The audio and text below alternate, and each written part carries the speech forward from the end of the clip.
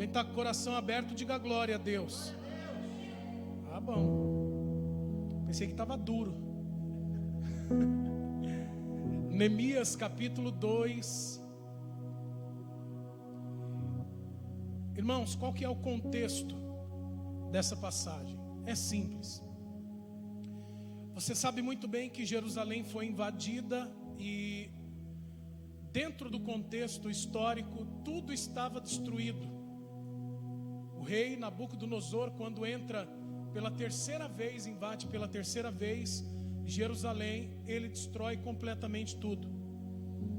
Neemias era um desses homens que haviam sido transportados para outras terras, outros reinos. E a palavra de Deus vai dizer que Neemias, quando fica sabendo que o povo dele, o povo que estava em Jerusalém, que sobrou nas terras de Jerusalém, que aquele povo estava em grande miséria e desprezo. Neemias vai ficar muito triste com isso. E a palavra de Deus diz que ele vai aos pés do Senhor, ele vai orar a Deus. E ele vai suplicar o favor de Deus naquele momento ali, porque ele se coloca no lugar daqueles que estão em Jerusalém. O que nós vemos depois desse momento de pranto, de choro dele, de jejum, ele vai servir ao rei Artaxerxes, porque ele era copeiro do rei. Então tudo que o rei ia comer, por exemplo, ele experimentava e depois ele levava para o rei comer. Então imagine você sendo copeiro de um rei, num tempo onde muitos reis derrubavam reinos, queriam derrubar reinos para poder se tornar maior, para se tornar mais fortes, mais influentes e mais ricos. Aí o copeiro do rei chega triste, com o semblante abatido. Como que você acha que o rei se sentiria? Peraí, esse camarada aí está triste desse jeito, no mínimo a minha comida deve estar envenenada. Então quando ele leva o vinho, quando ele leva o alimento, e com essa tristeza toda no semblante, o rei vai dizer: o que é que você tem? Por que o teu semblante está assim? Por que teu coração está assim? E aí Neemias vai dizer para o rei o que aconteceu. Vai dizer que a terra dos pais dele estava completamente desolada, completamente destruída. Olha o que diz o capítulo de número 2, versículo de número 3. E disse ao rei: viva o rei para sempre. Como não estaria triste o meu rosto, estando a cidade, o lugar dos sepulcros de meus pais, assolada e tendo sido consumidas as suas portas a fogo? E o rei me disse: que me pedes agora? É importante você gravar isso. É importante você se lembrar, se recordar disso. O rei vai dizer a um simples súdito, e lembrando que o rei não tinha obrigação nenhuma de perguntar sobre o problema de Neemias, porque Neemias era um copeiro. Neemias era um simples copeiro. O rei não tinha obrigação nenhuma com ele. Mas pela forma como Neemias servia aquele rei, e a proximidade de Neemias com o rei, o acesso que Neemias tinha com o rei, e a intimidade que Neemias tinha com o rei, vai fazer com que o rei, primeiro, observe que ele não está bem. E segundo, quando Neemias conta, o rei se sensibiliza e vai querer ajudar naquela causa. A grande questão agora é o quê? É o pedido de Neemias. O rei já deu abertura para ele. O que é que você quer? Agora imagina a fidelidade de Neemias em servir ao rei, para que agora ele tivesse crédito com o rei. O que me pedes agora? Aí ele vai dizer assim, ó: então orei ao Deus dos céus e disse ao rei: se é do agrado do rei, e se o teu servo é aceito em tua presença, peço-te que me envies a ajudar a cidade dos sepulcros de meus pais, para que eu a edifique Então o rei me disse, estando a rainha sentada junto a ele: quando durará tua viagem? Quando voltarás? E aprouve ao rei enviar-me, apontando-lhe um certo tempo. Disse mais ao rei: se ao rei parece bem, deem-se-me cartas para os governadores da além do rio, para que me deem passagem até que chegue a Judá. Como também uma carta para Asaf, guarda do jardim do rei, que me dê madeira para cobrir as portas do paço da casa, e para o muro da cidade, e para a casa em que eu houver de entrar. E o rei mas deu, segundo a boa mão de Deus sobre mim. A fidelidade de Neemias era tão grande diante daquele rei, que ele vai encontrar uma graça e um favor tão grande diante dos olhos daquele rei, que aquilo que ele pediu ao rei, tudo que ele pediu para o rei, ele vai receber. Agora, por outro lado, pense comigo, imagine se Neemias fosse um daqueles servos mal educados, infiéis, um daqueles servos que não honravam como deveria o seu rei. Primeiro que ele estaria morto, porque desonrar o rei naquele tempo era digno de morte. Mas será que ele teria conseguido alguma coisa se ele fosse um mau servo? Um mau copeiro? Será que ele tinha conseguido? Sim ou não? Claro que não. Mas como ele era um servo bom e fiel, ele conseguiu encontrar o favor do rei. A palavra de Deus ainda vai seguir dizendo, o versículo 18 diz assim, então lhes declarei, como a mão do meu Deus me fora favorável, como também as palavras do rei que ele me tinha dito. Então disseram: levantemo-nos e edifiquemos. E esforçaram as suas mãos para o bem. O que ouvindo Sambalate o Horonita e Tobias o servo Amonita e Gesem o Arábio zombavam de nós e desprezaram-nos e disseram: que é isso que fazeis? Quereis rebelar-vos contra o rei? Então lhes respondi e disse: o Deus dos céus é o que nos fará prosperar, e nós, seus servos, nos levantaremos e edificaremos. Mas vós não tendes parte, nem justiça, nem memória em Jerusalém. Você vê, Neemias, ele sai do cenário onde ele servia, recebe tudo que ele precisava da parte do rei. Quando ele chega em Jerusalém, ele vai contar, ele vai testemunhar para todos que estão ali, como a mão de Deus lhe fora favorável, como a mão de Deus foi poderosa e preparou tudo e lhe entregou tudo que ele precisava para que ele pudesse estar ali e fazer aquela obra. Nós estamos vendo aqui o exemplo de 3 homens que se levantam contra. E aí Neemias vai dizer: mas é o Senhor, nosso Deus, o Deus dos céus, quem nos fará prosperar. Se Deus já preparou tudo que preparou até aqui, Ele também nos fará prosperar naquilo que nós vamos fazer. A fidelidade abre portas assim, amados. Abre acessos assim. A fidelidade a Deus proporciona para nós aquilo que nós precisamos para a edificação. Não é aquilo que vai destruir, não é aquilo que vai derrubar, não. É aquilo que vai trazer edificação para a nossa vida. Quanto mais fiel eu e você formos, mais acesso nós teremos com o rei. Aqui nós estamos falando de um caso que aconteceu entre Neemias e um rei ser humano. Mas transportando isso para o mundo espiritual, é como se Neemias fosse cada um de nós, representasse cada um de nós, e o rei representasse o próprio Deus.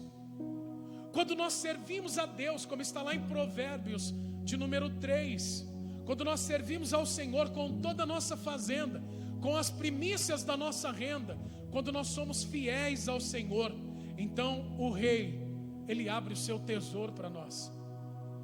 O rei nos dá acesso. Quando nós servimos a Deus com fidelidade, nós não estamos falando de um rei Artaxerxes, não. Nós estamos falando em Deus abrindo o seu bom tesouro, o céu, para cada um de nós.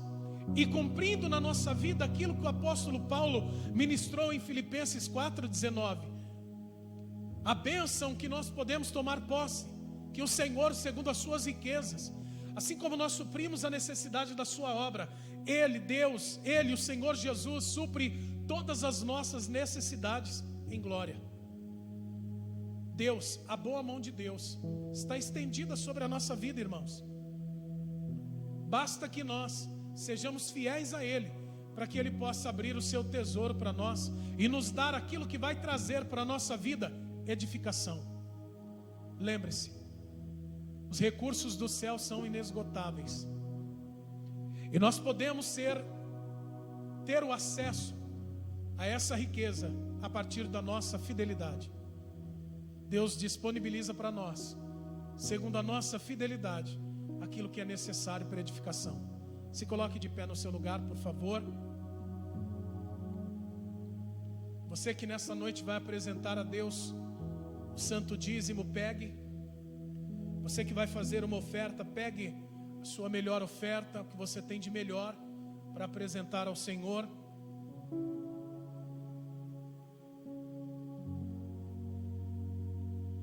Se você quiser usar o cartão de crédito ou de débito, fica à vontade. Se você quiser fazer uma transferência, um Pix, você que está aqui na igreja ou você que está à distância, você pode pegar os dados da conta bancária da igreja, o código Pix, fazer uma transferência, contribuir com esta obra. Amém? Erga aos céus a sua fidelidade, erga aos céus a sua oferta. Você que hoje não tem, coloque a mão na altura do coração, deixa eu orar por você também. Senhor Deus Todo-Poderoso, Pai amado, receba o dízimo do dizimista, receba a oferta do ofertante. Meu Deus, nós oramos ao Senhor neste momento, para que o Senhor supra todas as necessidades do teu filho, da tua filha, e isso em glória. Meu Deus, que com a mesma medida que os teus filhos estão medindo, o Senhor os meça também de novo. E assim, meu Deus, entregue a cada um segundo a sua fidelidade, segundo o seu coração disposto. Eu oro nesse momento por aqueles que hoje não têm, Senhor.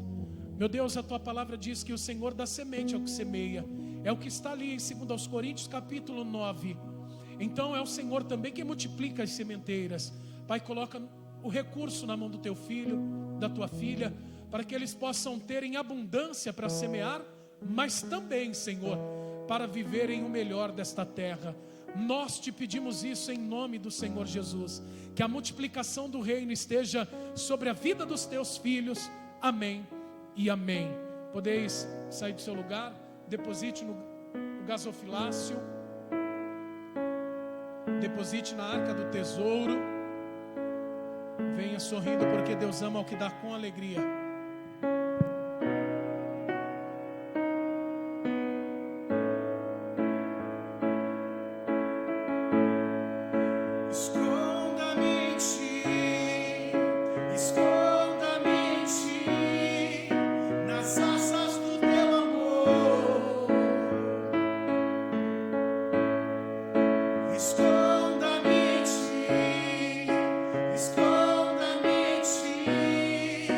Nas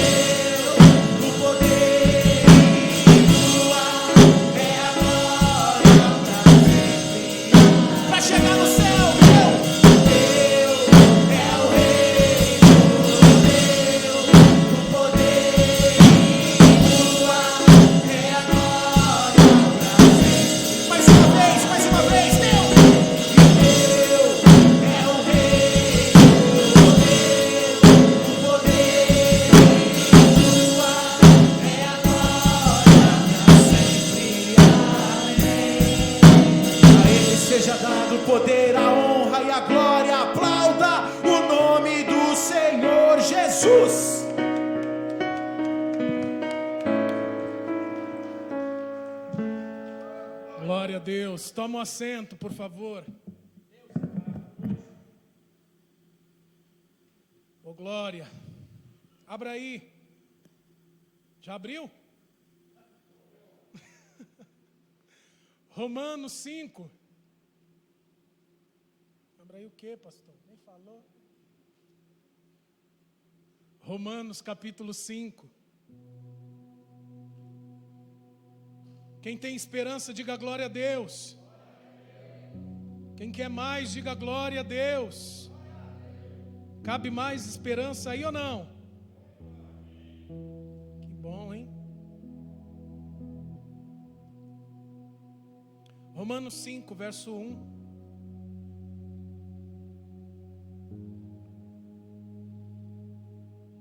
Assim que você achar, diga glória a Deus. Sendo, pois, justificados pela fé, temos paz com Deus, por nosso Senhor Jesus Cristo, pelo qual também temos entrada pela fé a esta graça, na qual estamos firmes, e nos gloriamos na esperança, na convicção, na certeza da glória de Deus. E não somente isto, mas também nos gloriamos nas tribulações, sabendo que a tribulação produz a paciência, e a paciência, a experiência, e a experiência, a esperança. E a esperança não traz confusão, porquanto o amor de Deus está derramado em nosso coração pelo Espírito Santo que nos foi dado. Amém?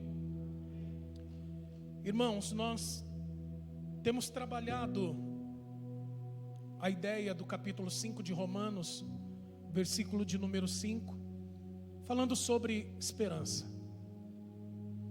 Quando nós falamos em esperança, nós falamos em convicção, em uma certeza. É estarmos verdadeiramente convictos de que aquilo que Deus fala na sua palavra, aquilo que Ele promete na sua palavra, de fato vai acontecer. Eu tenho feito tenho linkado o texto de Romanos 5, verso 5, com Isaías 43, verso 18 e 19. Quando ali, nesses dois versículos, no versículo 18, Deus vai dizer que é para nós nos esquecermos de tudo que passou, das coisas antigas, para nós não nos distrairmos com as coisas antigas. E o versículo de número 19 vem dizendo: eis que estou fazendo uma coisa nova, eu faço uma coisa nova. Em outras versões, como na versão transformadora, ele vai dizer: pois estou prestes a realizar algo novo. E aí ele vai dizendo: vejam, já comecei. Vocês não percebem? Ele vai dizer. Ainda que você esteja percebendo ou não, o fato é que Deus não deixa nada para a última hora. Está tudo pronto.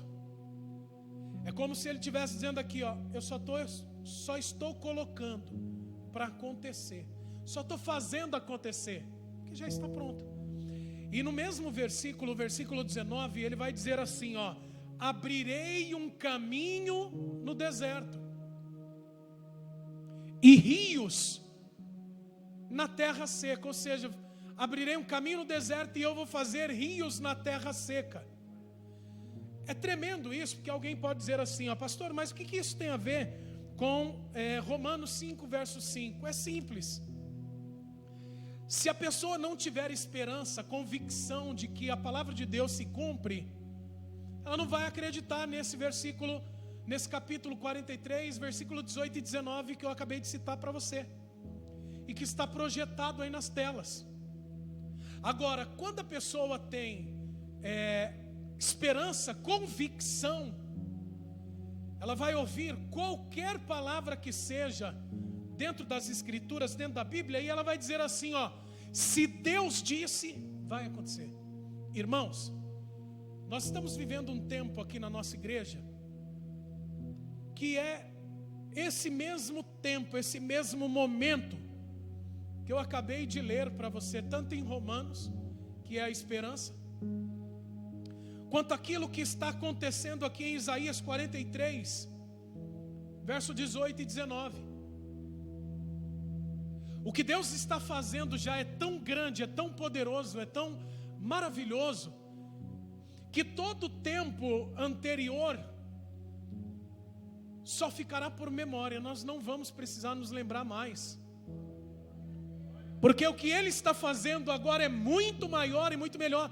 É como se Ele estivesse dizendo aqui, ó: o que eu vou fazer, o que eu estou fazendo, o que eu vou continuar fazendo, o que eu vou fazer é tão grande, mas tão grande, que isso vai fazer com que você se esqueça de todo o tempo difícil que você passou. Para quem tem esperança, isso aqui é uma palavra que já penetrou no coração, já foi esculpida na tábua do coração. Para quem não tem esperança, essa palavra vai soar como loucura. Como que Deus faz caminhos no deserto? Para quem não tem esperança e ouve essa passagem, vai dizer assim: é impossível rios brotarem em terra seca, em terra deserta. Mas para quem tem esperança, não. Essa palavra, ela não é uma simples palavra, ela pulsa, ela tem vida.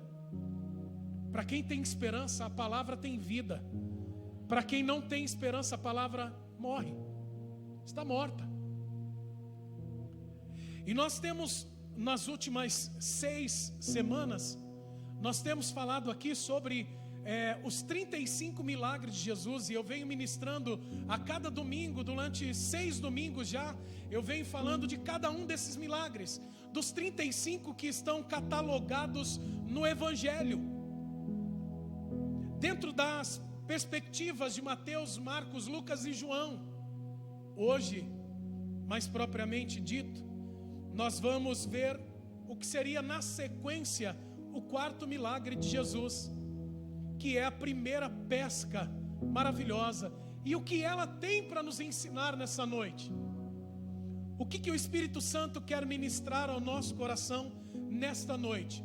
Eu quero dizer para você uma coisa desde já. Se você tiver esperança, essa ministração aqui, ela vai fazer com que um reboliço aconteça na sua vida. Se você não tiver esperança, o que pode acontecer o Espírito Santo vai depositar esperança no seu coração, para que você possa viver o que vai ser ministrado aqui.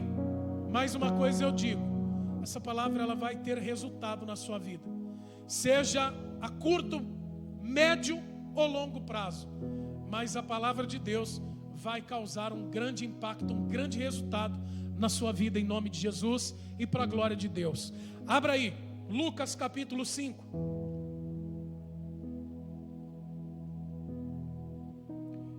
Assim que você achar, dá uma olhadinha para quem está do seu lado e diga assim: tem esperança.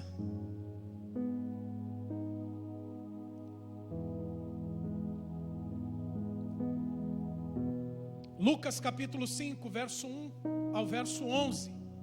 E depois a gente vem fazendo a exposição do texto, entendendo e caminhar para chegar aonde o Senhor quer que cheguemos, amém? Capítulo 5, verso 1 diz assim, e aconteceu o quê? Apertando a multidão para ouvir a palavra de Deus, estava ele junto ao lago de Genezaré. O lago de Genezaré é o mesmo mar da Galileia, certo? Em algumas traduções, em alguns momentos, vão colocar lago de Genezaré, em outros mar da Galileia, mas é o mesmo lugar. Verso 2: e viu estar 2 barcos junto à praia do lago, e os pescadores, havendo descido deles, estavam lavando as redes.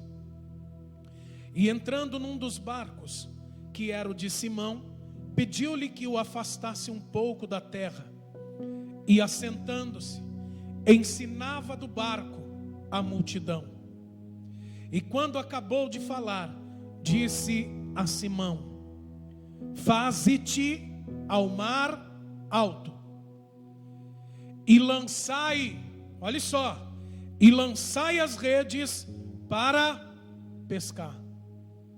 E respondendo Simão, disse-lhe: mestre, havendo trabalhado toda a noite, nada apanhamos, mas porque mandas, lançarei a rede.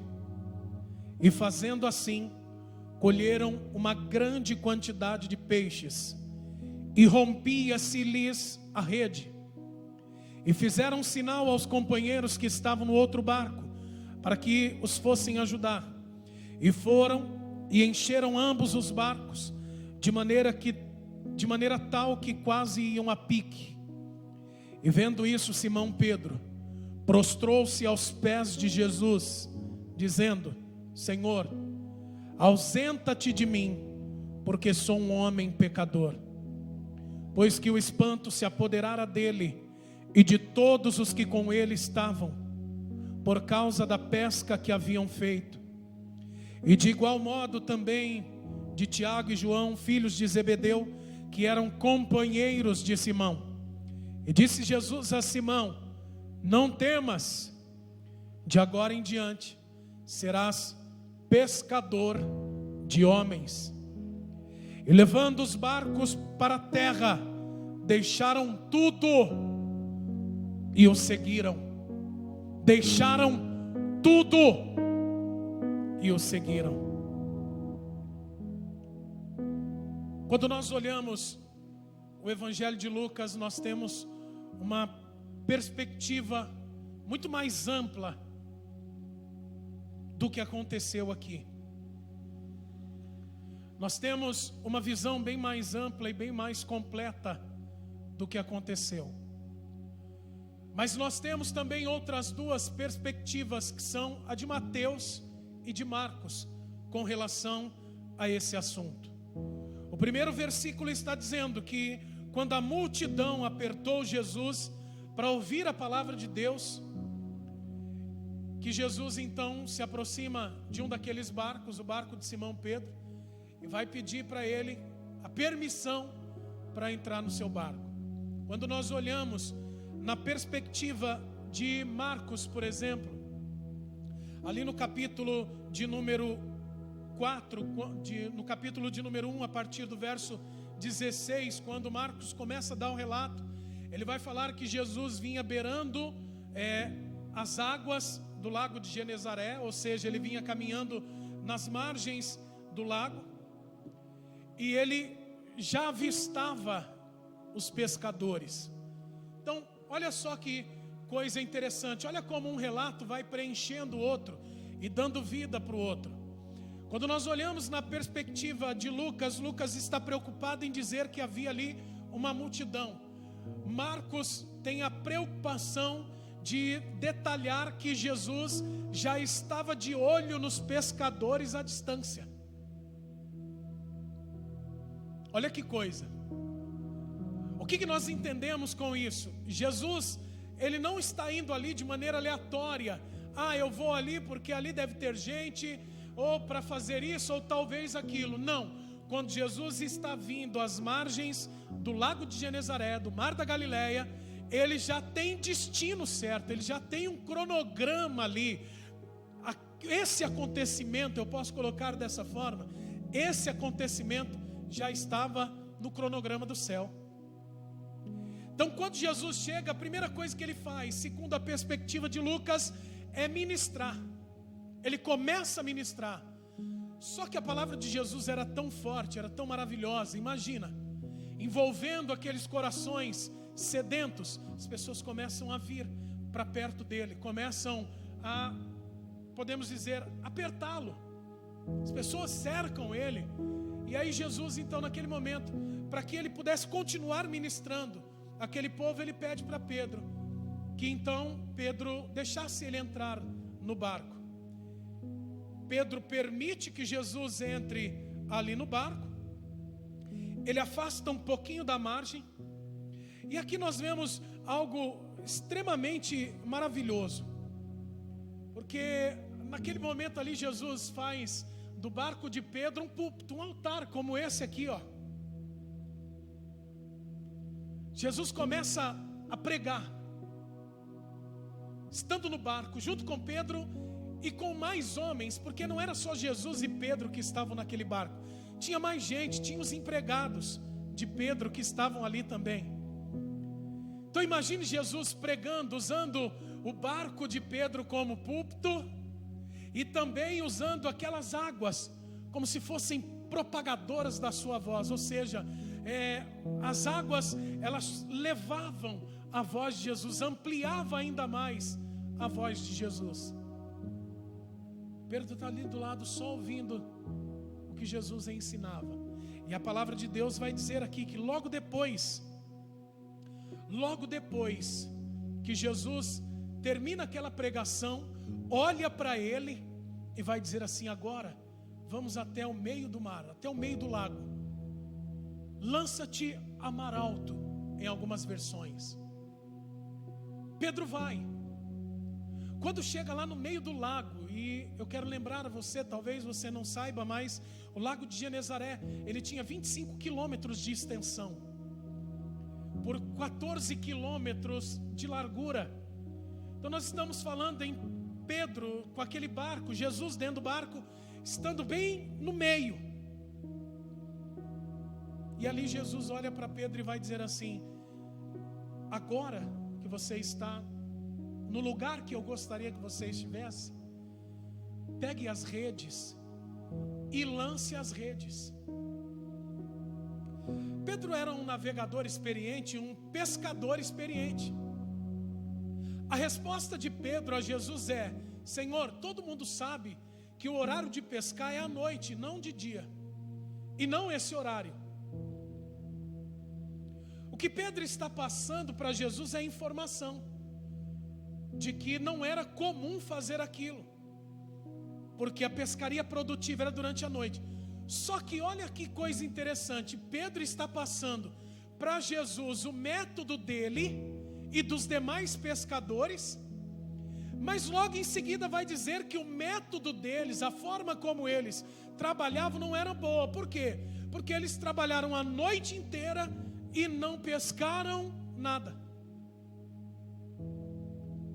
Só que o que Pedro entendeu naquele momento é que se Jesus disse, ele garante o que ele está dizendo. Pedro entendeu que Jesus tinha poder para mudar e fazer uma situação diferente. Então o que ele faz? Ele vai dizer isso para Jesus: Senhor, segundo a tua palavra, eu lançarei as redes. Só que eu quero lembrar para você que no começo, quando Jesus chega ali, Jesus vai avistá-los e eles estavam lavando as redes, sim ou não? Estavam lavando as redes, isso é o que está no versículo de número 2.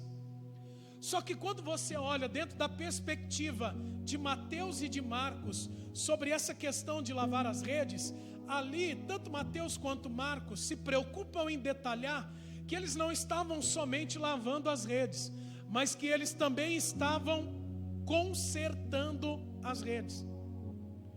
Então pense que a rede está limpa, as redes foram consertadas para que eles pudessem voltar à noite e pescar novamente, usar o método que eles sempre usaram, trabalhar como eles sempre trabalhavam e achavam que dava certo. E aí agora, durante o dia, num horário improvável, quando nenhum barco saía para pescar, Pedro está ali, no meio do lago de Genezaré, do mar da Galileia, e dizendo para Jesus: segundo a tua ordem, que é o que nós vemos aqui, ó, porque mandas, porque o Senhor ordena, eu lançarei as redes. E é tremendo porque quando ele lança as redes, junto com os seus servos, o que é que vai acontecer? A maior pescaria que Pedro já tinha feito na sua vida. Irmãos, deixa eu dizer uma coisa para vocês. A pescaria que eles vão fazer aqui, que Pedro, como dono do barco, vai fazer, nem nos melhores e maiores sonhos dele ele tinha conseguido fazer. Nem nos maiores sonhos. O que eu estou querendo dizer aqui, ó? Quando Jesus entra no barco da nossa vida, na embarcação da nossa vida, e nós seguimos o direcionamento dele, a ordem dele, nós vivemos até aquilo que nunca sonhamos. Lembre-se que o Evangelho vai dizer que o Senhor Jesus faz na nossa vida, na minha vida e na sua vida, muito além daquilo que nós pedimos ou pensamos. Então deixa eu profetizar algo na sua vida. Se você hoje ouvir a voz do Senhor, obedecer a voz do Senhor, se submeter à voz do Senhor, você vai fazer a maior colheita, a maior pescaria de toda a sua vida. Aleluia!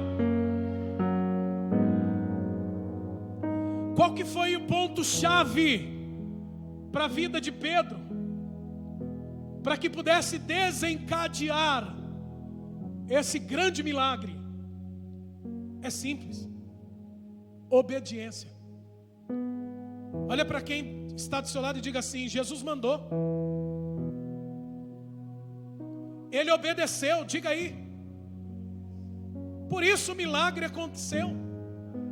Irmãos, enquanto eu estava meditando nessa palavra e estudando também algumas fontes teológicas expositivas sobre esse milagre propriamente dito, um dos maiores teólogos e comentaristas do século XX, chamado Wiersbe, ele vai fazer uma citação de um pastor presbiteriano chamado John Vernon McGee, e ele vai dizer assim que enquanto Pedro, no momento em que Pedro estava ali naquele barco, Pedro permitiu que aquele barco se tornasse um altar de pregação do Evangelho, por Evangelho ser propagado. E aí esse grande teólogo presbiteriano, texano, ele vai dizer assim, que todo altar é um barco para se fazer grandes pescarias. Olha que coisa extraordinária, todo púlpito é um barco. Então quando nós olhamos para um altar, nós temos que entender que ali é um lugar do quê? De pescaria. Eu estava dando aula sexta-feira e eu estava falando exatamente isso, que quando nós seguimos um modelo estabelecido por Deus, tudo que nós fazemos dentro da igreja se torna evangelístico. Por que evangelístico? Porque se fala do evangelho. Então todo lugar onde se prega o evangelho, um evangelismo está sendo feito, uma pescaria está sendo feita. Ainda estudando, vendo outros comentários, por exemplo, eu vi um comentário de um teólogo alemão chamado Fritz Heinecker, e ele vai dizer o seguinte, que enquanto Jesus ministrava aquelas pessoas que estavam na praia, enquanto Jesus pescava aquelas pessoas, Pedro dentro do barco era pescado, era fisgado. Olha que coisa tremenda. Irmãos, Jesus não faz nada por acaso. Jesus estava pregando o evangelho para aquelas pessoas que estavam na praia, mas o foco de Jesus não eram só aquelas pessoas, mas era também fisgar quem? Pedro. E Jesus vai fisgar Pedro. Pedro, ele é arrastado, completamente arrastado para as redes de Jesus, do Redentor. Pedro foi capturado, pescado por Jesus. Foi exatamente isso que ele viveu. Só que logo depois vem a obediência. Irmãos, quem tem esperança nunca vai deixar de ser obediente ao Senhor. Quem tem esperança de que a palavra de Deus ela realmente se cumpre, não vai deixar de ser obediente, porque sabe muito bem que para acontecer alguma coisa, para que as promessas de Deus se cumpram, para que aquilo que Jesus prometeu se cumpra, tem que ter obediência. E a esperança diz isso. A esperança que não traz confusão alguma, porque ela vem sendo derramada através do Espírito Santo no nosso coração. Ele vai dizer assim, ó, lembre-se, seja obediente, porque vai se cumprir. Mas está demorando, Senhor. Não, mas continue, vai se cumprir. Você lembra da pescaria de Pedro?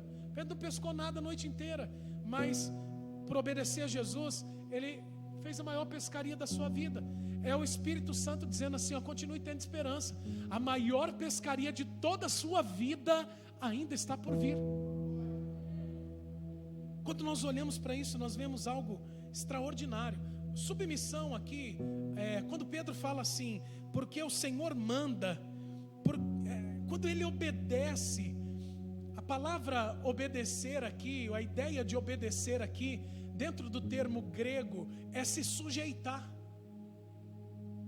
É sujeição, irmãos. É você ouvir aquela palavra assim, ó, e se sujeitar àquele que falou. Qualquer pessoa que falar, a gente de repente pode até duvidar, mas foi Jesus quem disse. E outra coisa, o que eu estou ministrando aqui para você são as palavras de Jesus. Se Pedro obedeceu a palavra de Jesus, obedeça essa palavra que eu estou ministrando ao seu coração.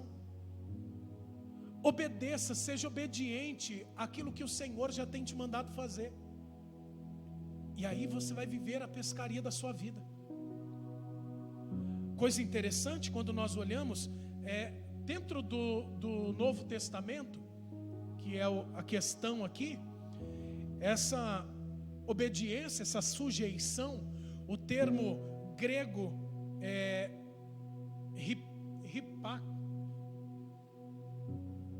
ripakoi. Esse é o termo grego usado. Esse termo vai aparecer 15 vezes no Novo Testamento. Agora, quando você vai para o termo chamar, que é no hebraico, no Antigo Testamento, ele aparece 1158 vezes obediência. Será que obedecer é importante, sim ou não? Para que as promessas se cumpram. Extremamente importante, amados.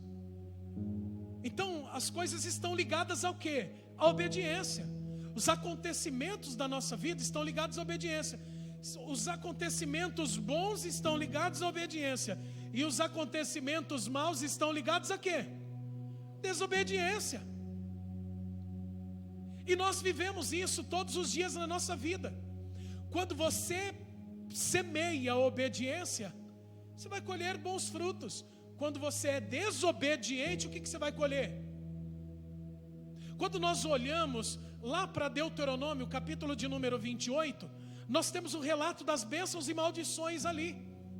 E a palavra de Deus vai dizer o seguinte, o capítulo começa assim, se obedecerdes à voz do Senhor teu Deus e tiverdes o cuidado de fazer tudo o que eu te ordeno hoje, então tudo que você fizer prosperará. Bendito serás ao entrares, bendito serás ao saíres, bendito o teu cesto, bendita a tua amassadeira, bendito o fruto do teu ventre, o fruto dos teus animais, bendito serás aonde quer que andares. Você estará sempre por cima e não por baixo, será sempre cabeça e não cauda. São 14 versículos que Moisés escreve ali sobre as bênçãos da obediência.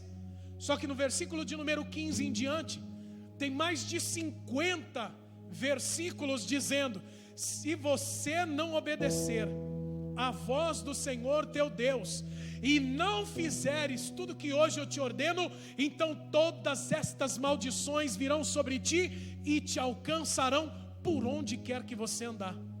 Maldito serás ao entrares, maldito serás ao saíres, maldito o teu cesto, maldita a tua amassadeira, maldito o fruto do teu ventre, os teus filhos e os filhos dos teus animais, os filhotes dos teus animais. E aí vai. Então nós temos uma questão muito séria sobre a obediência. As coisas ruins que acontecem na nossa vida, muitas delas, a maioria delas, estão atreladas à semeadura de desobediência que nós fazemos. As coisas boas que nós semeamos estão atreladas às coisas boas que nós fazemos pela obediência. A obediência gera tudo isso. Amados, eu quero ler com você aqui Romanos capítulo 1, volte lá. Romanos capítulo 1,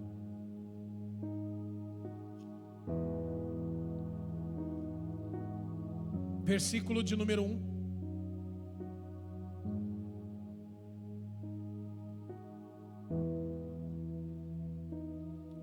Romanos capítulo 1, verso 1, está dizendo assim, Paulo, servo de Jesus Cristo, chamado para apóstolo, separado para o evangelho de Deus, o qual antes havia prometido pelos seus profetas nas santas escrituras, acerca de seu filho que nasceu da descendência de Davi segundo a carne, declarado filho de Deus em poder, segundo o Espírito de santificação, pela ressurreição dos mortos, Jesus Cristo, nosso Senhor, pelo qual recebemos a graça, o apostolado para a obediência da fé, entre todas as gentes pelo seu nome. O que Paulo está dizendo aqui é o quê?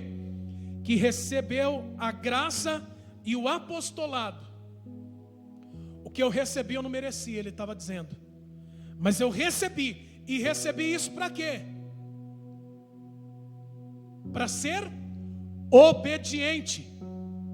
Paulo não está dizendo assim, porque eu fui chamado, porque eu sou apóstolo, porque eu recebi a graça, eu vou agir como eu quero e vou ser rebelde, desobediente. Deixa eu lembrar um fato para você aqui, ó. Saul era um homem cheio do Espírito Santo, sim ou não? Por que que ele se tornou um homem endemoniado? Por que que ele perdeu o reino? Porque ele foi desobediente. E o próprio Samuel, o profeta, vai dizer o que para ele? Será que Deus se agrada mais de sacrifícios e holocaustos do que se obedeça a sua palavra? Saul, você não foi chamado para fazer sacrifício, você não foi chamado para fazer holocausto, você foi chamado para obedecer a Deus.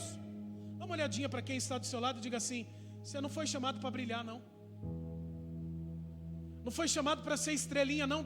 Fala aí para essa pessoa. Você foi chamado para obedecer. O servo não brilha, o servo obedece à ordem do mestre.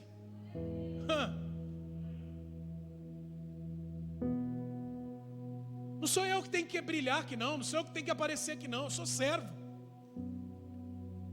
E eu tenho que ser um servo bom, e não um servo mau e negligente.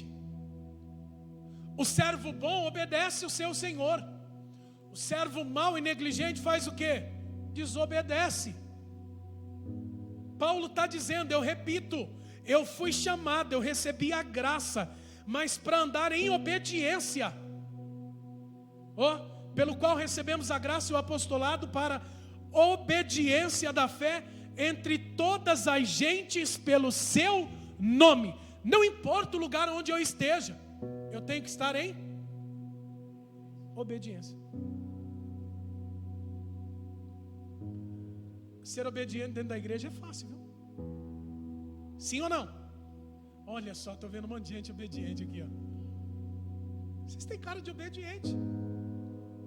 A grande pergunta é: lá fora, a obediência à palavra permanece? O que eu estou querendo dizer com isso? Você não pode ser duas pessoas. Uma dentro da igreja, querendo passar para os outros que é espiritual demais, obediente demais, e depois se tornar um demônio lá fora. Ser rebelde e desobediente lá fora. É aquela questão que nós abordamos várias vezes, nós falamos várias vezes. Que fonte que você é? Uma fonte de água boa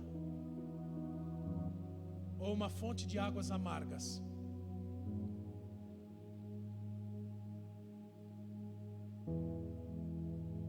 O que mais vale a pena, amados, o que mais conta na nossa vida, não é aquilo que nós somos aqui dentro da igreja. Primeiro que se for desobediente comigo, eu vou expulsar o capeta. Se não tiver capeta e for da própria pessoa, a gente tira na cacetada, é ou não é? Tô brincando, não bate em ninguém não, gente. Mas se precisar a gente bota para correr, é ou não é? Irmãos, nós temos que dar bom testemunho em tudo, até nisso. E o principal é lá fora, não é aqui dentro. O principal é dentro de casa, na família. O principal é no local de trabalho. É no meio social. É ali que nós damos bom testemunho. Dentro da igreja ninguém vai querer desobedecer, é verdade, isso é fato. Versículo de número 6 diz assim, entre as quais sois também vós chamados para serdes de Jesus Cristo. A todos os que estáis em Roma, amados de Deus, chamados santos, graça e paz de Deus, nosso Pai e do Senhor Jesus Cristo. O que ele está dizendo não é só eu que tenho que obedecer, todos os santos, em todos os lugares, têm que ser obedientes. Ainda em Romanos, capítulo 5.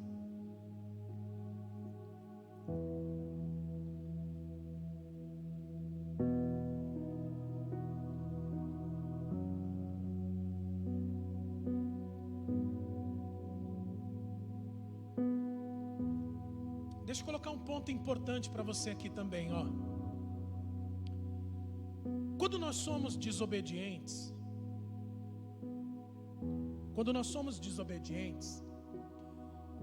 isso não prejudica só nós.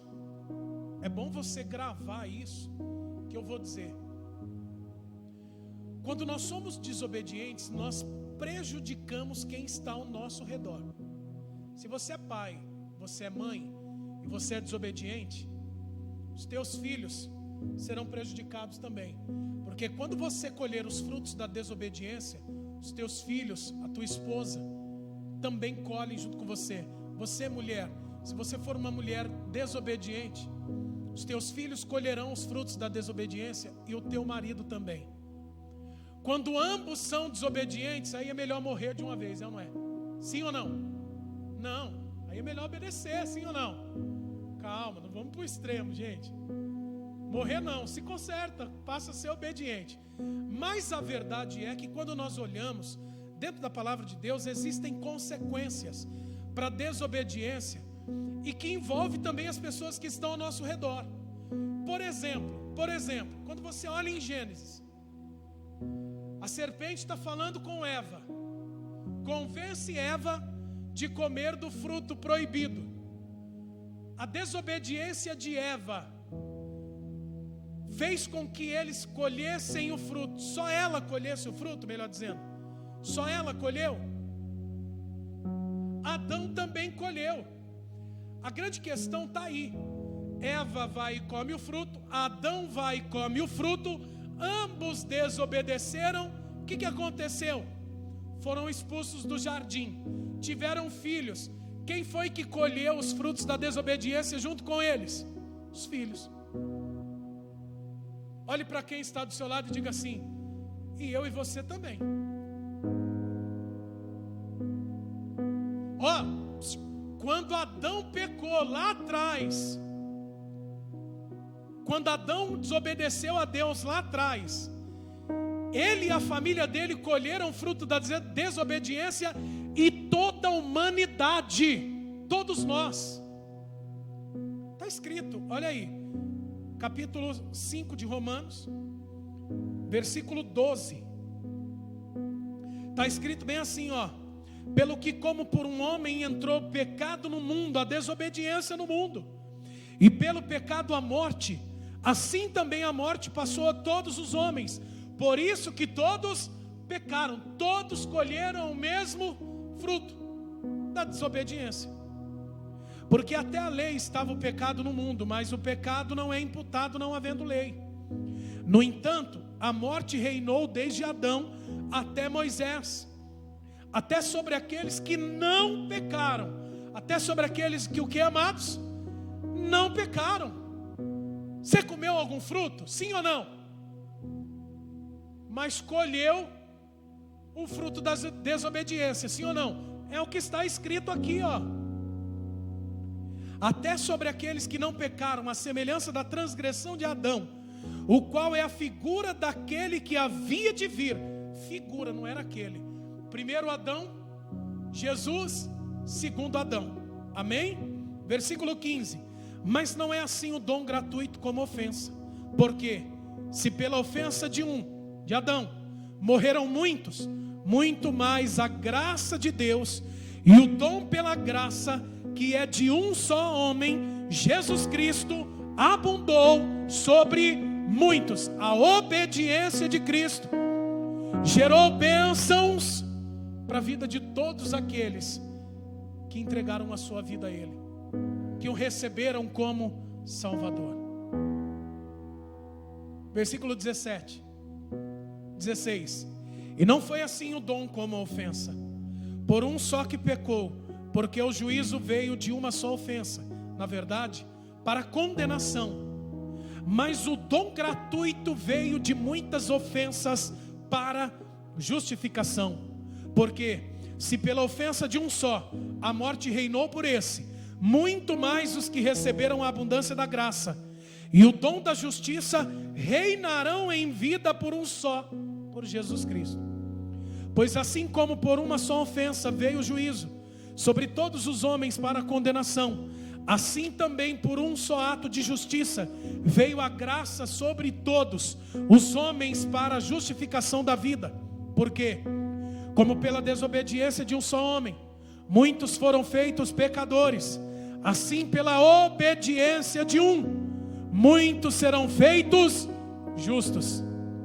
Veio, porém, a lei para que a ofensa abundasse, mas aonde o pecado abundou, superabundou a graça, para que, assim como o pecado reinou na morte, também a graça reinasse pela justiça para a vida eterna, por Jesus Cristo, nosso Senhor. Pela obediência de Jesus, eu e você recebemos o direito da graça, recebemos a salvação e a vida eterna. Qual que é a maior pescaria da minha e da sua vida? É financeira? É em almas? É em vidas? Não. A maior pescaria da nossa vida é salvação e vida eterna. A maior colheita da nossa vida, porque tanto na perspectiva de cada um desses escritores, Mateus, Marcos e Lucas, quando eles pescam, eles colocam como colheram. Eles colheram muitos peixes. A salvação é a maior colheita, é a colheita mais abundante da nossa vida. Só que ela, nós só conseguimos alcançar e manter quando nós nos mantemos obedientes à palavra de Deus. O capítulo de número 6 vai mostrar algo para nós aqui muito forte, irmãos. Olhe para quem está do seu lado, diga assim, ó, é muito forte isso, muito forte. Olhe para quem está do seu lado e diga assim, ó: quem é desobediente mostra a quem está servindo. Não é?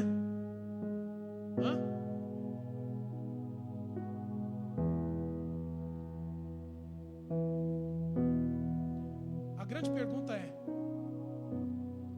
a quem nós estamos sendo obedientes? Não existe meio termo. Não existe meio termo para isso. Se você é desobediente, você está servindo ao diabo. Se você está sendo obediente, você está servindo a Jesus. Se você está obedecendo às coisas do mundo, certamente está desobedecendo a Deus. Olha o que está escrito no capítulo 6. Meu Deus, isso aqui é versículo 16, Romanos 6, verso 16. Olha o que está escrito aqui, ó. Para ninguém falar assim, é o pastor que acha isso. Não, olha só.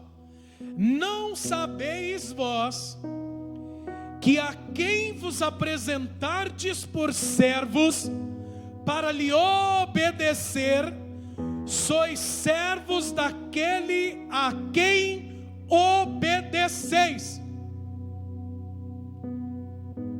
Jesus está dizendo assim, ó: não beba, não fume, não se prostitua, não adultere. O diabo está do outro lado assim, ó: beba, fume, adultere, fornique, mate, roube. Jesus está do outro lado dizendo: não mate, não roube, não faça nada disso.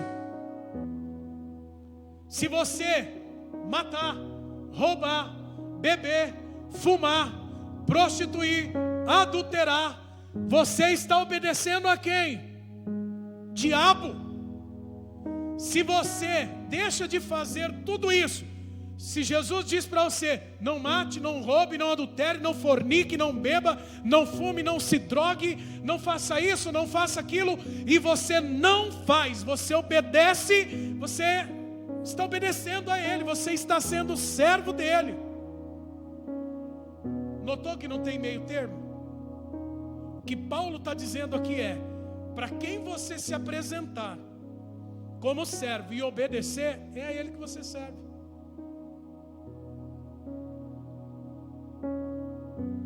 Você acha que quem anda bebendo, fumando, roubando, matando, se prostituindo, adulterando, fornicando, você acha que essa pessoa está servindo a quem? Diabo, amados. Porque a palavra de Deus condena tudo isso. E muito mais. E muito mais. Então a forma como nós vivemos e a quem nós obedecemos vai dizer de quem nós somos servos. O que não pode acontecer é o quê? De você servir o diabo, obedecer ao diabo e deixar de obedecer a Deus. Aí uma pessoa que vive em pecado, fornicação, droga, bebedeira, faz tudo isso e muito mais. A pessoa chega e fala assim: eu faço isso porque eu sou filho de Deus. Não é? É nada, é filho do diabo. Não nasceu para isso, mas está sendo. Desculpe, eu preciso ser sincero com você. De repente, dentro da sua casa, dentro da sua família, tem alguém que vive em pecado, vive em bebedeira, vive em droga, vive em adultério, ou vive em fornicação, vive no pecado. Aquela pessoa está fazendo o que agrada o diabo. Aquilo é obediência ao diabo. Então, ainda que seja seu filho, seu neto, seu sobrinho, seu parente, está sendo filho do diabo, irmãos. Não que nasceram, vou repetir isso para que você não venha dizer que eu chamei o seu filho, a sua filha de filho do diabo. Eles não nasceram para isso, mas eles estão sendo no presente momento isso. Aí acende aquela lâmpada, né? Deixa eu orar mais pelo meu filho, deixa eu orar mais pela minha filha, deixa eu buscar de todas as maneiras que o Espírito Santo tiver para mim, para que o meu filho deixe de ser servo do diabo, filho do diabo, para obedecer a Deus e ser verdadeiramente um filho de Deus.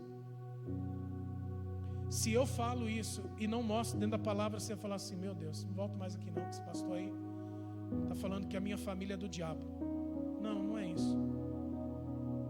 A verdade é que para quem eu e você nos apresentamos como servos e obedecemos, Ele se torna o nosso Senhor.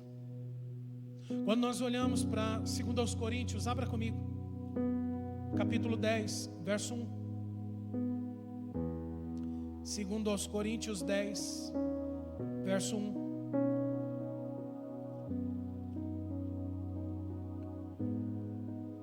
Olha o que a palavra de Deus vem dizendo para nós aqui, Além disso, eu, Paulo, vos rogo pela mansidão e benignidade de Cristo, eu que na verdade, quando presente entre vós, sou humilde, mas ausente, ousado para convosco. Rogo-vos, pois, que quando estiver presente, não me veja obrigado a usar com confiança da ousadia, que espero ter com alguns que nos julgam como se andássemos segundo a carne, porque andando na carne, não militamos segundo a carne, os desejos da carne.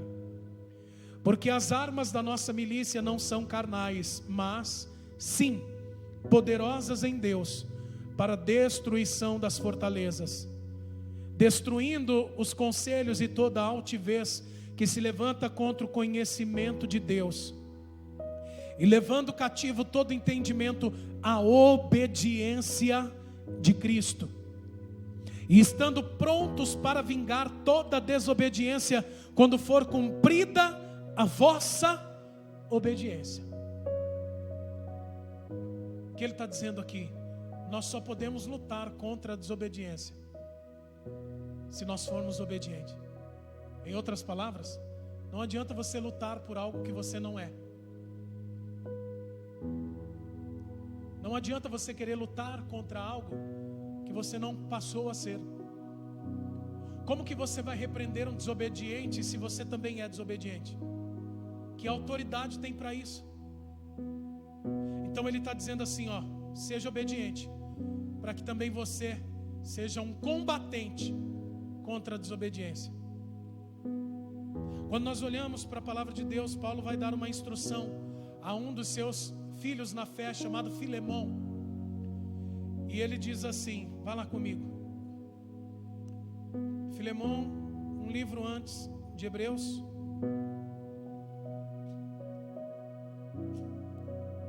Primeiro Timóteo, segundo Timóteo, Tito, Filemão. Capítulo 1. Você sabe o que me chama muito a atenção? É que quando a pessoa é obediente, toda ordem que a pessoa recebe, ela nunca faz só aquilo que ela foi mandada. Ela não faz só aquilo que ela foi mandada. A pessoa que é obediente, aprendeu sobre a obediência, vai fazer sempre muito mais do que aquilo que foi mandado. E é o que Paulo está dizendo aqui ao Filemão. Olha só: escrevi-te confiando na tua obediência. Sabe o que mais eu aprendo aqui? Que se uma pessoa ela não obedece a Deus, ela jamais vai me obedecer.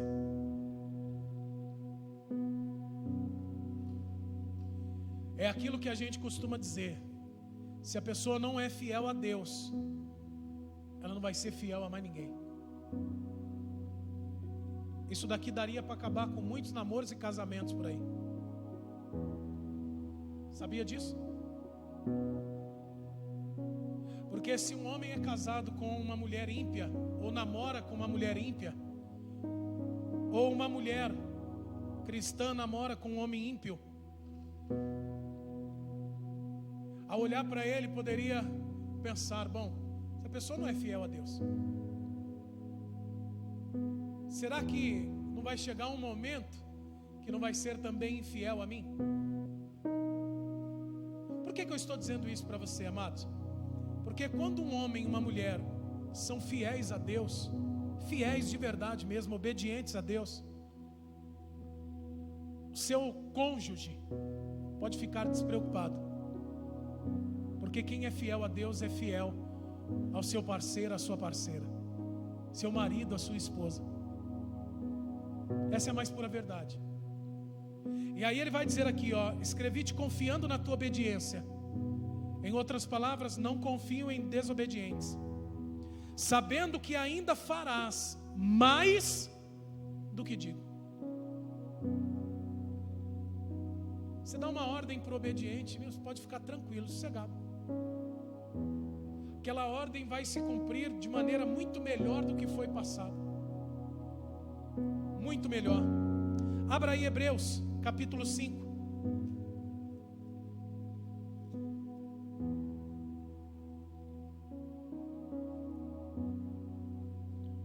Lembrando que tudo isso está ligado a Romanos 5, verso 5, esperança. Está ligado a Lucas, capítulo 5, a pesca maravilhosa, obediência. O que fez Pedro fazer a maior pescaria de toda a sua vida foi obediência. Hebreus 5, verso 1. Porque todo sumo sacerdote tomado dentre os homens é constituído a favor dos homens nas coisas concernentes a Deus, para que ofereça dons e sacrifícios pelos pecados, e possa compadecer-se eternamente dos ignorantes e errados, pois também ele mesmo está rodeado de fraqueza. E por esta causa deve ele, tanto pelo povo como também por si mesmo, fazer oferta pelos pecados. E ninguém toma para si essa honra, senão o que é chamado por Deus, como Arão. Assim também Cristo não se glorificou a si mesmo para se fazer sumo sacerdote, mas glorificou aquele que lhe disse: tu és meu filho, hoje te gerei. Como também diz no outro lugar: tu és sacerdote eternamente, segundo a ordem de Melquisedeque, o qual nos dias da sua carne, nos dias da carne de Jesus, oferecendo-se com grande clamor e lágrimas, orações e súplica ao que o podia livrar da morte, foi ouvido quanto ao que temia, ainda que era filho. Repito, ainda que era filho, aprendeu a obediência por aquilo que padeceu, e sendo ele consumado, veio a ser a causa de eterna salvação para todos os que lhe obedecem. O que Jesus conquistou para nós, salvação, vida eterna, Ele conquistou em obediência. E nós só vamos alcançar aquilo que Ele alcançou para nós em obediência. Irmãos, quando nós vemos Pedro fazendo aquela grande colheita, é colheita de obediência. Quando nós olhamos em Atos capítulo 3 e vemos Pedro ganhando 3.000 almas para Jesus, fazendo a maior pescaria da sua vida, ele estava fazendo aquela grande pescaria porque era obediente. Jesus disse o quê? Vocês vão e pregarão o mesmo evangelho que eu preguei, o evangelho do reino, batizando em nome do Pai, do Filho e do Espírito Santo. Pedro vai e faz isso, e colhe quase 3.000 almas. A segunda pregação de Pedro, em obediência ao evangelho para o qual ele foi chamado, instruído a ser ministro, apóstolo, ele prega e são 5.000 almas alcançadas.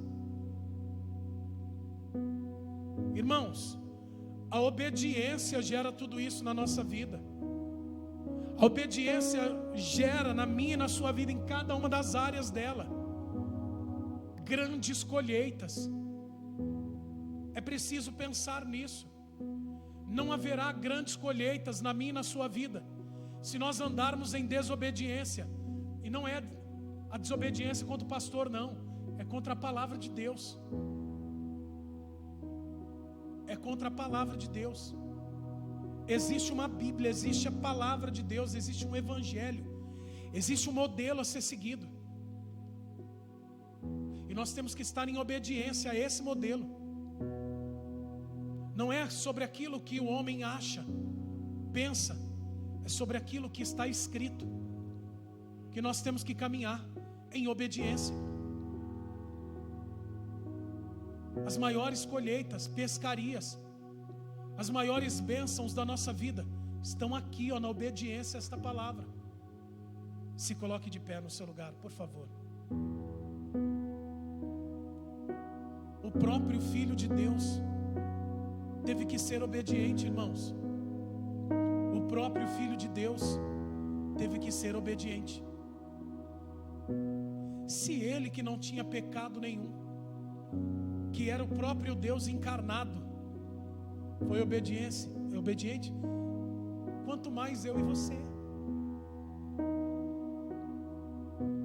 Feche os teus olhos. Vamos agradecer ao Senhor por esta palavra.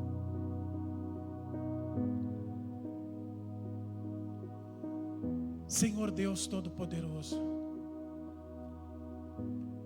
nós te agradecemos, meu Pai, por esta palavra maravilhosa.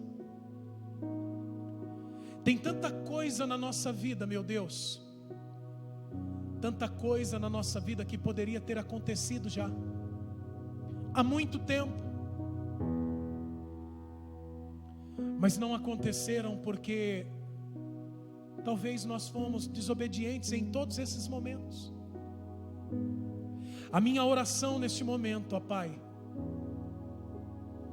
juntamente com a oração do teu filho, da tua filha, talvez as pescarias que o teu filho e a tua filha têm feito, as redes que têm sido lançadas, não tem dado certo, porque talvez tenha alguma desobediência aí, ou talvez seja somente o processo. Na verdade, meu Deus, nós não temos que ficar pensando se é o tempo ou não. A nossa preocupação é nos mantermos obedientes. Tua palavra, quando vai falar do teu filho, diz que ele foi obediente até a morte, e morte de cruz. Nós não passamos por nada tão pesado assim para justificar o porquê que somos desobedientes muitas vezes. O nosso modelo é o teu filho Jesus. Se ele foi obediente até a morte, é assim que nós devemos ser. Meu Deus, nos perdoa se em algumas questões ou em algumas áreas da nossa vida nós estamos parecendo mais filhos das trevas, filhos do diabo, do que teus filhos. Se nós estamos em desobediência em alguma área da nossa vida, Senhor, nos mostre, porque como seres humanos, falhos, pecadores limitados, nós podemos, meu Deus, estar errando em alguma área, desobedecendo em alguma área, e isso estar gerando impedimento para que as tuas promessas na nossa vida se cumpram, para que as grandes bênçãos que o Senhor tem preparada para a nossa vida estejam paradas, retidas. Pai, nós queremos andar em obediência ao Senhor. Nós queremos que o Senhor tome a nossa vida como um púlpito, um altar para a pregação do Teu Evangelho, a propagação do Teu Evangelho. Nós queremos, meu Deus, fazer isso em submissão ao Senhor. Nós queremos andar em obediência ao Senhor, meu Deus. Eu tenho certeza que a partir desse momento, meu irmão, a minha irmã que aqui estão e aqueles que estão à distância, vão começar, meu Deus, a analisar a sua vida e ver que área da sua vida está em desobediência, não está em conformidade com a tua vontade. E eu tenho certeza, meu Deus, que eles vão começar a agir e eles vão começar a consertar estas áreas da sua vida, para que todas as áreas da sua vida andem em obediência ao Senhor. Espírito Santo, nos ajude a sermos mais obedientes. Nós não queremos ser servos do diabo, nós queremos ser os teus servos, Senhor. Nós queremos glorificar o teu nome.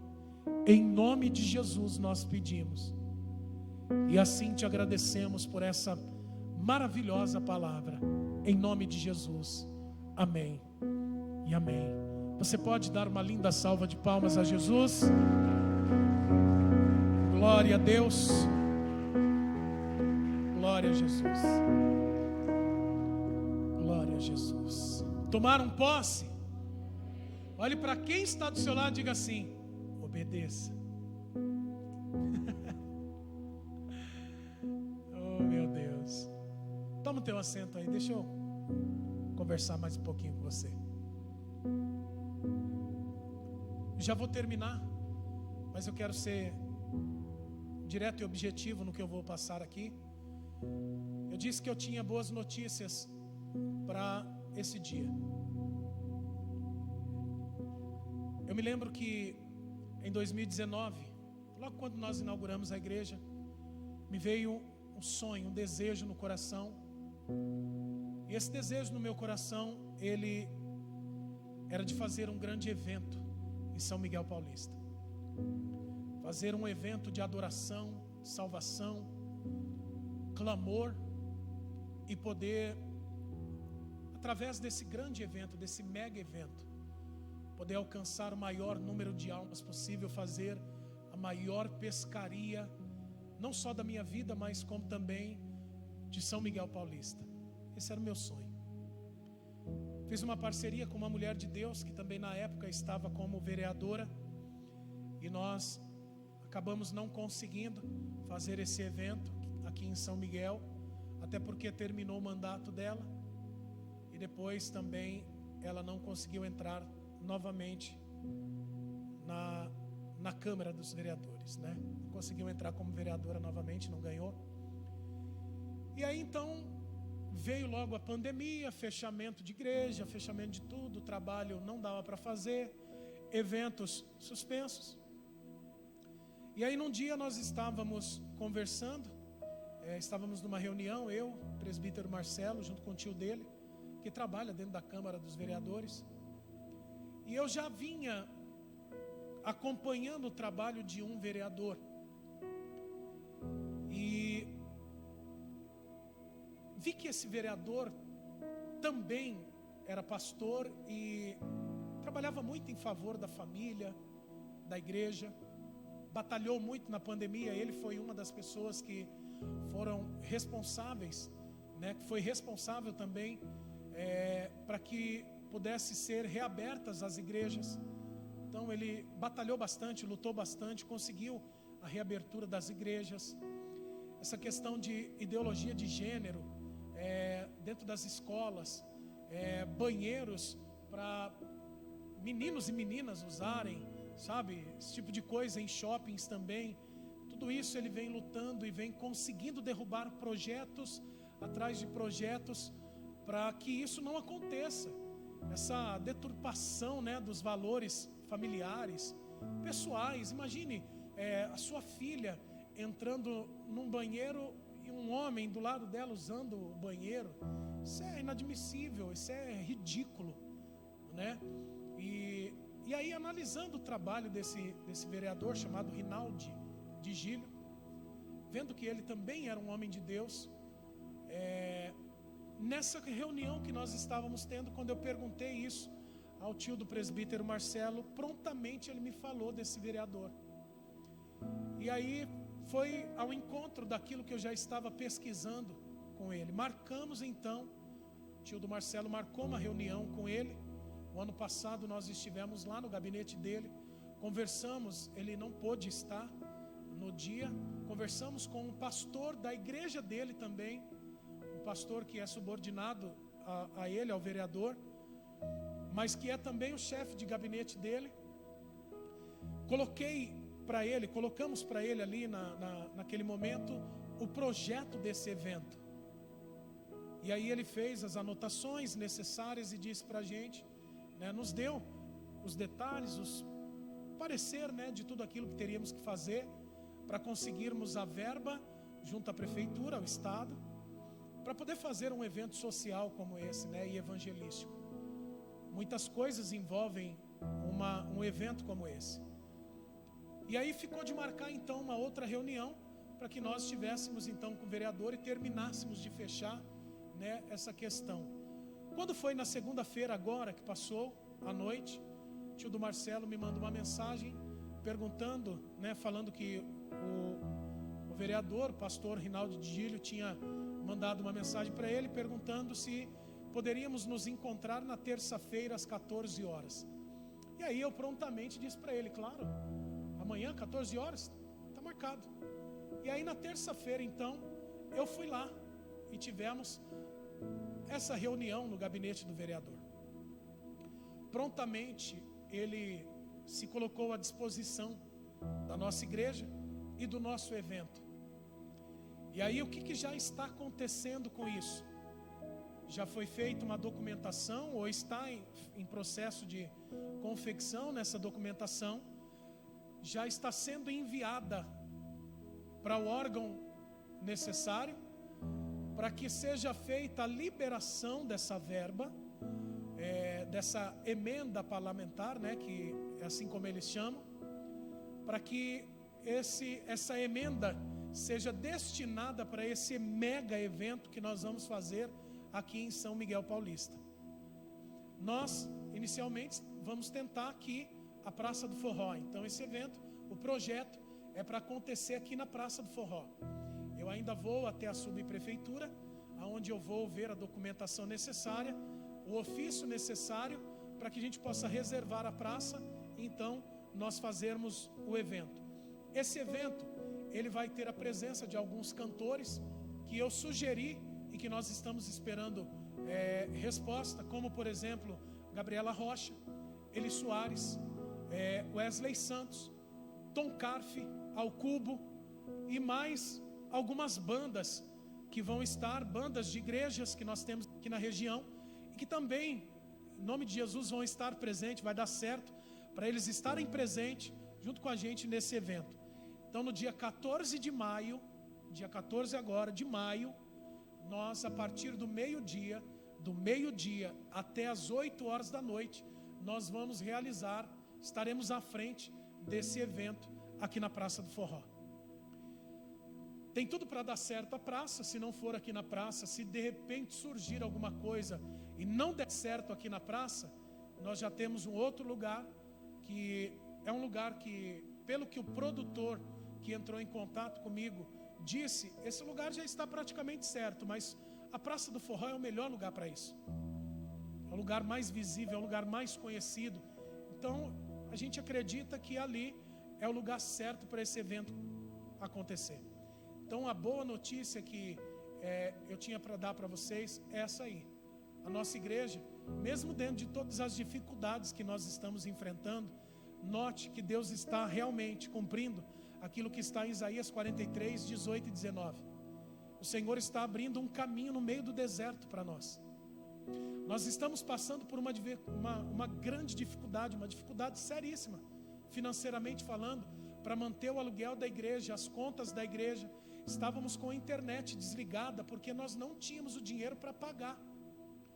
Teve que ser feita uma negociação para que nós pudéssemos pagar a internet da igreja, e aí um valor bem menor, e aí então podermos fazer essa transmissão, poder pregar o evangelho dentro de alguns lares.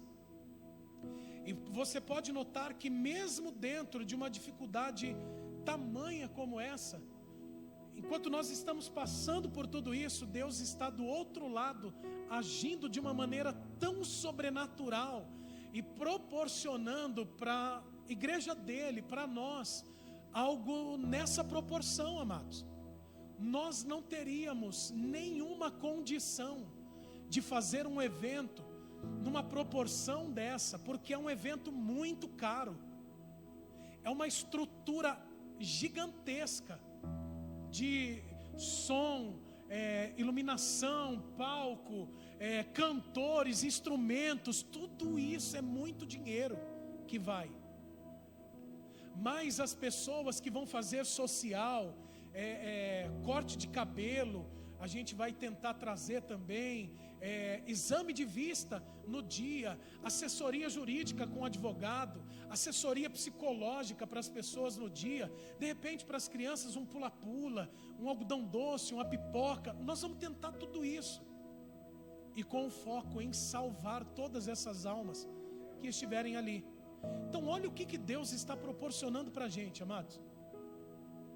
Olha o tamanho daquilo que Deus está fazendo. É realmente, eu repito, abrir um caminho no deserto e fazer rios transbordarem numa terra seca. Essa é a nossa realidade hoje. Nós estamos passando por um deserto, mas o Senhor está abrindo um caminho no meio dele. E nesse deserto, o Senhor está fazendo rios jorrar. Lembre-se que em rios que estão jorrando, existem muitos peixes. E eu acabei de pregar sobre uma pesca maravilhosa. São nesses rios que o Senhor está fazendo, ou fará, está jorrando, ou fazendo jorrar nessa terra seca, é que nós vamos fazer a maior pescaria que São Miguel Paulista já viu. O que eu preciso de você? Muita ajuda em oração. Muita ajuda em oração. Nós estamos com algo que nós não temos nem a ideia do tamanho, da proporção ainda. Para mim, eu digo, a ficha nem caiu ainda. Está caindo aos poucos. Está caindo aos poucos a ficha. Deus, na medida em que eu estou ali meditando na palavra dele, Ele está me mostrando alguma coisa diferente. Eu estava estudando para pregar, meditando para pregar, desde sexta-feira, essa palavra, e o Senhor estava falando isso ao meu coração. É o que vocês estão passando. Vocês estão num deserto, mas eu estou fazendo um caminho nesse deserto, e eu vou fazer jorrar rios nesse deserto. É literalmente isso, irmãos.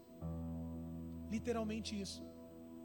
Nós vamos começar já, a partir da próxima semana, do próximo domingo, nós vamos iniciar um jejum, e vamos intensificar as orações. Então, a partir do próximo domingo, da meia-noite ao meio-dia, o nosso jejum vai ser em favor desse evento. Irmãos, pelo avivamento de São Miguel Paulista, para que esse principado desgraçado que tem sobre esse bairro aqui, de idolatria, caia por terra. Esse bairro é um dos bairros mais idólatras que existe em São Paulo, para você ter uma ideia. Esse principado de idolatria vai cair por terra. Jesus vai trazer, o Espírito Santo vai trazer para esse bairro avivamento. Ele vai trazer avivamento para esse lugar. Milhares de almas serão salvas. Por isso que eu preciso do teu jejum e da tua oração por esse propósito, por esse evento do dia 14 de maio. Grave aí essa data na sua agenda. Você precisa estar. E oração, irmãos, oração por avivamento desse bairro, por salvação de almas, para que as almas elas vão, para que as pessoas participem desse evento, para que elas sejam verdadeiramente alcançadas pelos louvores que serão entoados ali, pela palavra que será pregada ali. Vai ter alguns pastores, líderes também aqui em São Miguel Paulista, que vão estar ministrando uma palavra em alguns momentos desse evento. Vai ser tremendo, irmãos. Vai ser tremendo. Vai ser tremendo. E lembre-se, isso não é para minha glória como líder aqui da igreja, por nós estarmos na frente desse trabalho, desse evento. É tudo para a glória de Deus. Cada uma dessas almas é para Jesus. São para Jesus. O trabalho que nós vamos desempenhar ali, o que nós vamos fazer ali, é para Jesus, é para o reino.